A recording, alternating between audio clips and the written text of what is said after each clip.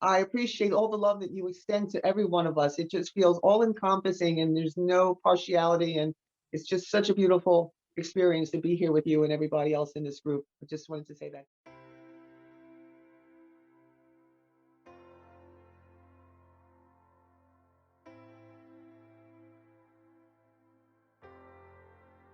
So good to see your smiling faces on Friday mornings. I just want to say that to you. I've come to really love each and every one of you. It feels really good to be in your presence. So today we I are was going to going to talk. say, Marky, that, but just as you said that, I was going to tell you how much I appreciate all the love that you extend to every one of us. It just feels all encompassing and there's no partiality. And it's just such a beautiful experience to be here with you and everybody else in this group. I just wanted to say that to you too. Thank you. Thank you. That's how it immediately comes Yeah. back. Thank you. Yeah. Yeah. So, and we're going to be talking about love today. You know, let me say this about the course itself. I've heard people say about the Bible, and I'm not a Bible aficionado or anything by any means. Um, but I've heard people say it's the living word. Have you heard that? People say that, the living. I never really understood that, what that meant. What the heck does that mean? But I understand it relative to the course. Like, I feel like these words on this page, just the book itself is a miracle.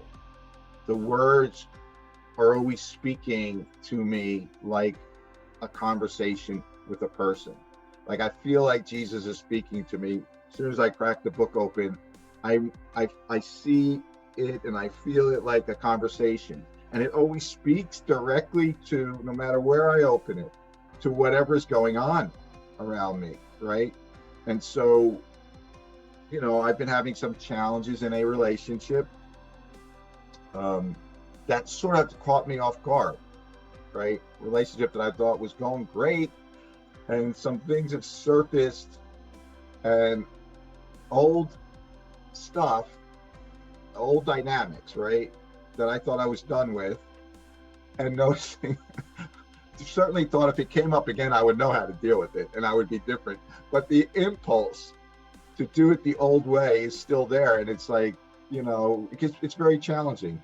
And so I'm doing it differently, but it's taken a lot of effort, not in the doing it differently, but in the willingness to be guided to do it differently. You know what I'm saying? To stop in that moment when I want to do this and say, wait a second, this is familiar territory. And I know what happens if I do this way, right? I'm sure you all can relate to me at this point, at this stage in your lives. I mean, I am sure you've had these experiences. But to stop myself and say, okay, breathe. It's always defensiveness, even though I'm very good at what I do and I have a lot of knowledge, but that knowledge can be usurped by the ego and used on his behalf. So I can make it sound really good, but the truth is I'm being defensive. I'm afraid of being judged. I'm afraid of being abandoned. I'm afraid of being made wrong, right? So, and the reality is that the ultimate truth is I'm okay. Whatever this person chooses to do or not to do, they are in their own drama. It is obvious to me, I've done nothing here, nothing wrong, absolutely not. I've been a totally loving, open, giving person, and they've got their own stuff coming up. So to stop in that moment and say, wait a second, none of this is real, right? Not to discount this person's experience, right? I have a lot of compassion, but to stop and say, okay, love is everywhere always, period, right? That I know from my practice in the course. And just to breathe and to turn to love and say, okay, what do I do now? Like, how do I give love in this situation? The best way to teach is to be. So I'm being guided to just be love, and, you know, not to get in here and try to fix anything. I just keeping love. And it can be very challenging. Like, I'm a fixer. We all are, but guys especially, we like to fix things. And it's like, okay, breathe through it. So then to this morning, I had a conversation with this person via text. And I was surprised that they're still struggling with a certain thing. And I opened to this section. And I thought, okay, I'm going to read this section today. Okay. And I think it was so helpful to me. And I asked, what do I do here with this person? Well, how do I respond? And I just responded, I understand. Because I do understand. I understand the drama, the pain, the craziness of the mind, the ego. And, basically, I'm here, I'm holding space for you. I can't do the work for you. I can just love you through it.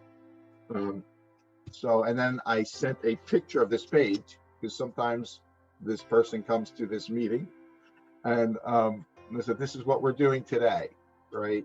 So who knows? We'll see what happens with that. But can you relate to me? Raise your hands if you understand. Yeah. Okay, right. This is the real work, right? The real work is to stop in your tracks, like pause, take a breath.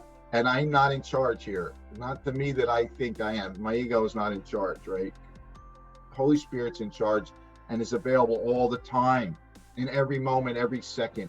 And I have to say, I found peace today in this. It's like, okay, love is everywhere, and I don't need any one person or any one situation to be love. I am love. Love is provided to me all the time.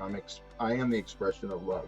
And in that, I find peace. And I think people around me will find peace too when I just be that, right? That's it, being the love that I am. So I want to jump in here. So perhaps you think that different kinds of love are possible. By the way, the ego hates this.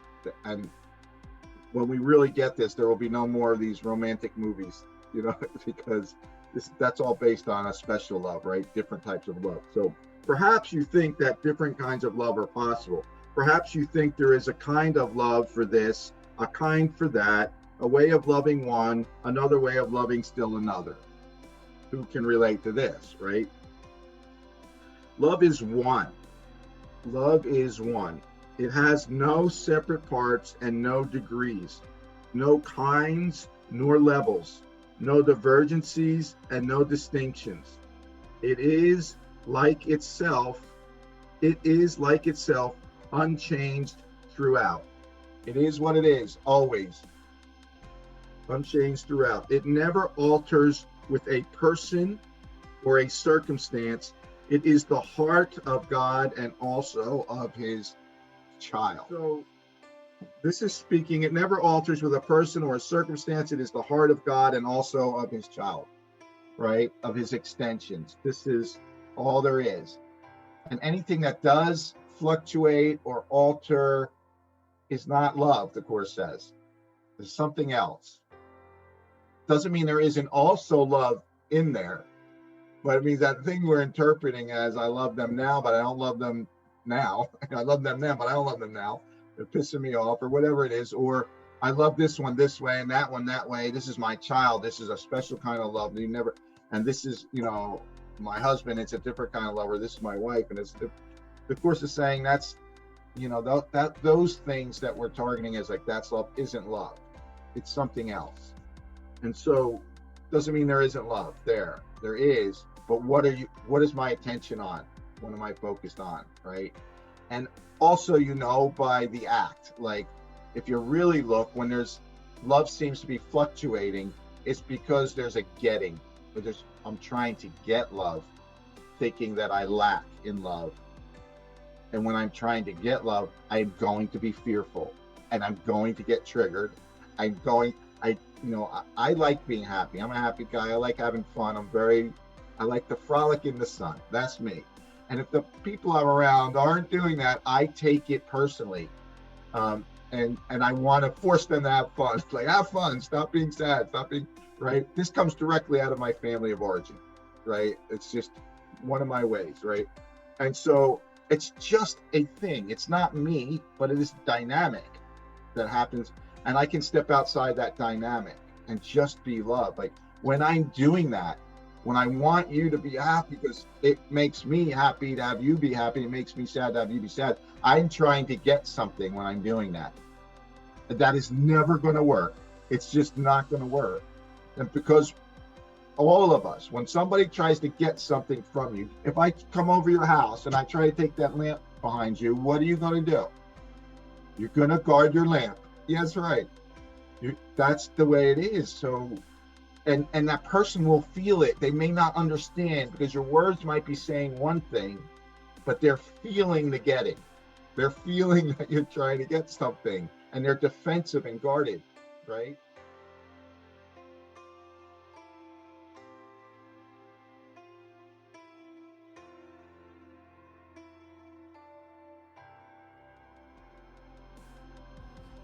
Thank you for joining us for today's quick video of the Course in Miracles Discovery Meeting. If you want to watch the full version and be able to jump into the live stream and participate, please click below and join the Miracle Makers community. We are here to make miracles together, to make miracles happen for you and for the greater community as a whole. So please click below, become a member of the Miracle Makers community. I look forward to seeing you there. Thank you.